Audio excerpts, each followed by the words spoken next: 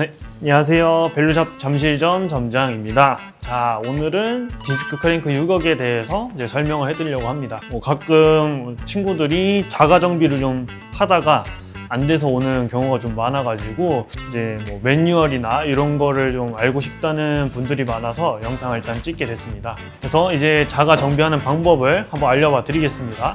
조립을 먼저 하는 걸 보여드리자면은 일단은 자 드라이브 사이드 오른쪽 체인링이 보통 붙죠. 그래서 이렇게 꽂습니다. 그러면은 딱 들어가서 거의 움직이지 않아요. 그래서 이게 이제 락링이라는 건데 요 락링은 지금 보시면 요 암과 체인링 요거를 고정을 해주는 거예요. 요거를 오른쪽으로 돌려줍니다. 이렇게 어느 정도 잠갔을 고 이제 공구가 필요해요. 자, 요거 아이스툴즈에서 나오는 L1이라는 툴이에요. 요게 뭐냐면은 이렇게 껴서 요 락링을 세게 조여주는 겁니다. 자, 요거는 이제 비비예요. 이렇게 비비가 들어가 있는데 장착을 어떻게 하느냐, 이제 요게 왼쪽이에요. 이제 왼쪽이 이렇게 꽂힐 거예요. 그리고 이게 임의로 이제 꼈다는 거를 가정하려고 끼는 겁니다. 요거는 원래 없어야 돼요.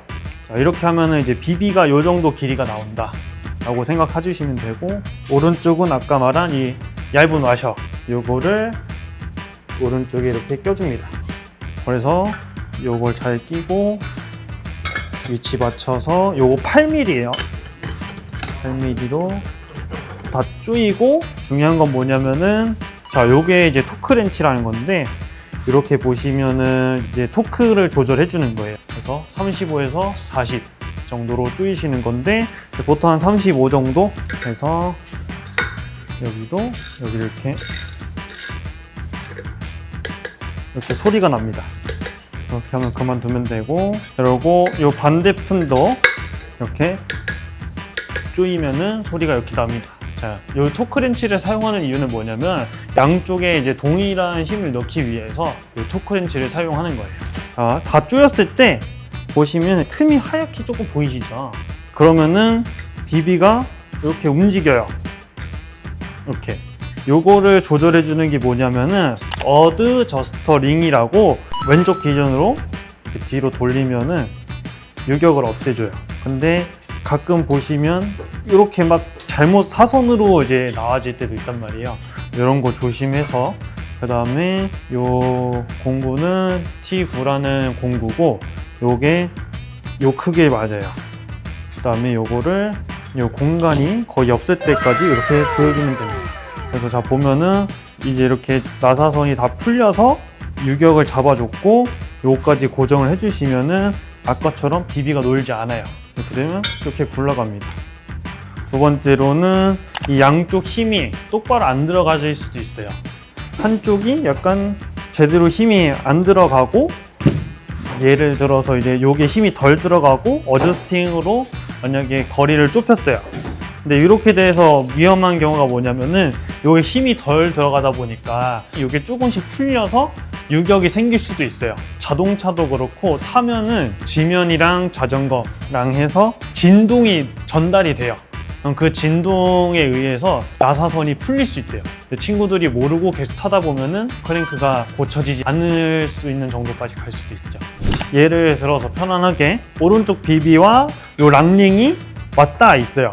맞닿아서 이렇게 돌아가는데 친구들이 이제 스키딩이라고 페달에 이렇게 돌아가다가 역으로 갑자기 당길 수도 있어요. 그러면은 이제 정상 주행이었다가 갑자기 역으로 확 돌면서 스키딩 하면서 생긴 진동이나 아니면 이제 맞닿는 상황에서 갑자기 거꾸로 돌려버리니까 이게 이제 조금씩 풀려요. 그러면 무슨 일이 생기냐면은 스키딩을 하면서 풀렸다고 쳐요. 그럼 이제 요게 소리 들리시죠?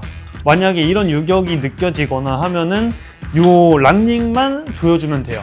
하지만 그거를 모르고 계속 타다 보면은 요 안에 각이 있죠. 요 각이랑 요 각이 있는데 모르고 이제 타다 보면은 무슨 일이 생기냐, 이런 상황에서 계속 이렇게 되는 거예요. 심해지면은 이제 요 각이 망가지겠죠. 그러면 이제 나중에도 요 각이 살아있질 않아서 그 재조립이 안 되는 상황도 생겨요. 근데 아까 조립하는 영상을 보셨다시피 요 8mm나 아니면 T9 요거는 뭐 공구상에서 뭐 구할 수도 있긴 하겠지만 요거는 이제 또 찾아서 구매를 해야 되는 상황인데 이게 싸지는 않아요. 그리고 요게 비싸다 보니까 이제 그냥 요 8mm로 이제 그냥 양쪽 세게 조이면 안 돼요? 약간 이러신 분들도 있어요. 근데 아까 말씀드렸다시피 양쪽이 다 동일한 토크로 들어가야 돼서 만약에 이쪽을 덜 조이고 저쪽을 더 조였어요. 그럼 이쪽에 힘이 덜 들어가는 상황이다 보니까 여기 아까 말한 것처럼 이쪽이 계속 진동에 의해서 더 풀려서 유격도 생길 수 있어요. 그래가지고 웬만하면은 이 토크렌치를 사용해서 작업하시는 게 제일 좋습니다. 자, 그리고 또 다음 상황은 이 체인링이 5개 있어요. 체인링 볼트. 예를 들어서 이렇게 처음에는 웬만하면 다 잠가서 출고가 되는데 진동에 의해서 풀릴 수도 있습니다. 저는 요거를 세게 조였어요. 하지만 체인링 볼트가 어느 정도 풀려 있다면 이것도 약간 아까 들으신 소리랑 거의 비슷하죠. 그래서 이런 것도 잘 체크를 하셔야 돼요. 그래서 만약에 요거를 확인을 해서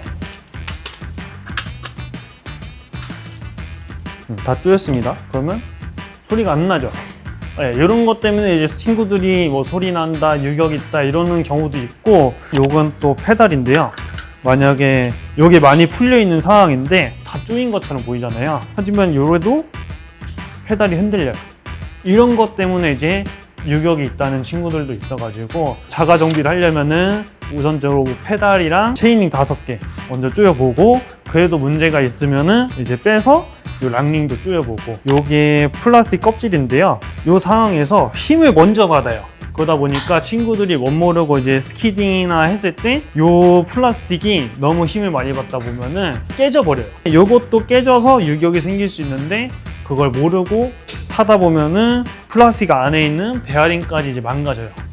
그러면 요 비비도 이제 또 교체해야 되는 상황이 오고 하다 보니까 유격이 있으면은 이제 뭐 자전거 지식이 있고 뭐 이런 공부가 있는 친구들은 뭐 빨리 지금 말한 상황에서 문제점을 찾고 해결하는 게 제일 좋고, 이런 공구나 자전거에 대한 지식이 제대로 없다 하시면은 자가 정비보다는 매장에 가시는 게 좋아요. 자, 자가 정비를 하다가 만약에 문제가 생겼으면은 추후에 이제 뭐 유상 수리로 들어갈 수 있기 때문에 최대한 이제 문제가 생기면은 이제 주변 대리점 이렇게 방문해서 처리하시는 게 아마 제일 좋으실 것 같아요. 오늘 그래서 이렇게 디스크 크랭크 유격에 대해서 설명을 드렸고요. 네, 다음에 또 더 유익한 영상으로 돌아오도록 하겠습니다.